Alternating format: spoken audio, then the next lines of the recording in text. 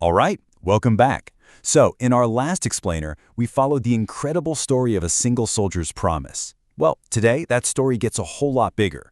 We're about to dive into the very beginning of a secret campaign to retake the city of Kaesong. And this wasn't just one battle, it was 19. We're starting with Operation Number 1. And this right here, this quote from Bonghwagami of Unit 5816, it puts us right in the moment. This is the story of that very first mission. You have to imagine, this was a brand new guerrilla unit, and this was their trial by fire. We're going to see it all through the eyes of Byung, the radio man, a man whose ingenuity, literally his quick thinking under fire, was the only thing that stood between life and death for his entire unit. Okay, so before we get into the nitty-gritty of that night, we need to zoom out a little.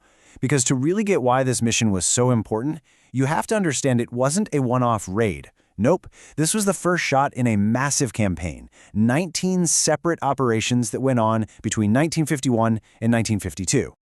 Just look at this timeline. You can really see the intensity here, right?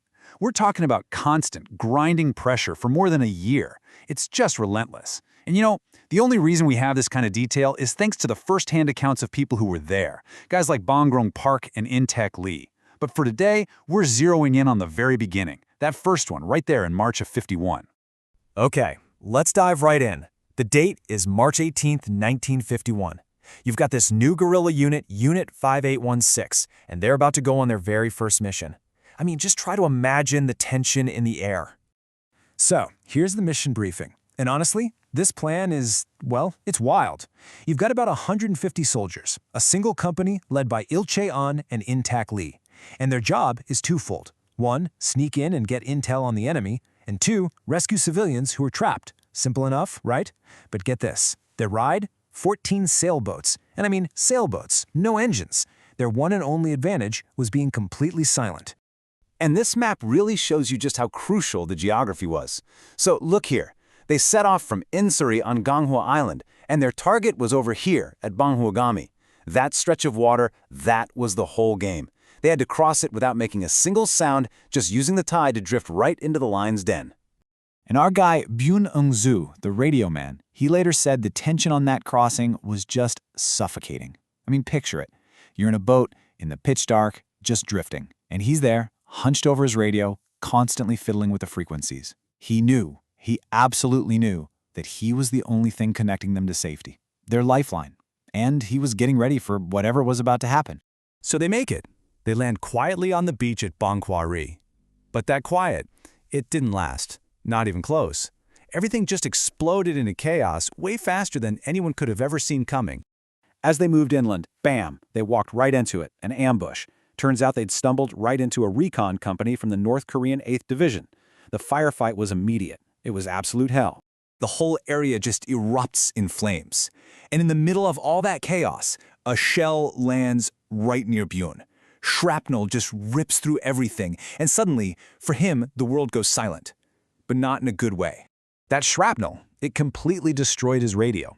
It was gone. And just like that, their lifeline to command, any chance of getting help, of coordinating a retreat, it was just severed. They were completely alone, totally surrounded, and in the fight of their lives.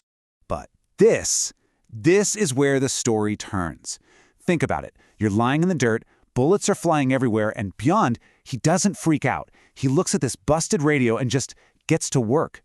With his bare hands, he starts splicing these tiny wires back together. He finds a way to bypass the whole damaged circuit, basically creating a brand new path for the signal. It's just unbelievable ingenuity. And that split-second decision, it was the only thing that was going to save them. And it just goes to show you what one person can do. Because of what he did, a single signal got through. Just one. And it carried the most important order of the night, retreat.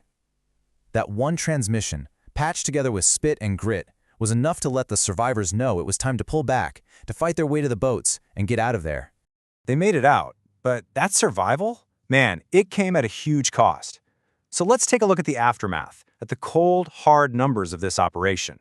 And these numbers are just staggering. Look at their own casualties. Out of 150 men, 89 were either killed or went missing. That's devastating.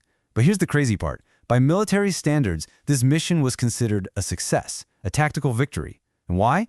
Well, they took out over 140 enemy soldiers, and even more importantly, they managed to rescue more than 280 civilians. But the real game changer, the biggest prize of the night wasn't about the body count at all. See, they captured a North Korean officer, and this officer was carrying papers that laid out the enemy's entire command structure, all their deployment plans. This one piece of intel was pure gold. It literally became the blueprint for every operation that followed, the key to eventually retaking Kaesong. And these two pictures, which you'll find referenced as figures 13 and 14 in the historical records, they really tell the whole story, don't they? Over on the left, you've got the survivors, just completely wiped out, resting at Jendong Temple. You can just see the cost of it all on their faces. Then on the right, you see the other side of the coin, the victory, all the captured equipment and supplies, the price and the prize, right there. You know, for Byun, the memory never went away. It was this intense mix of grief for the friends he lost, but also a deep sense of purpose. And he found that purpose in the voices of the hundreds of people they rescued. So yeah, the first Kaesong operation, it was an absolute trial by fire. It's a story about unbelievable sacrifice, incredible cleverness when it mattered most, and pulling a win out of what looked like a total disaster. And believe it or not, we're just getting started.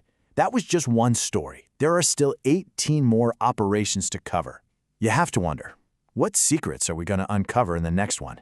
Make sure you join us for the next part of this incredible, forgotten story of the Korean War.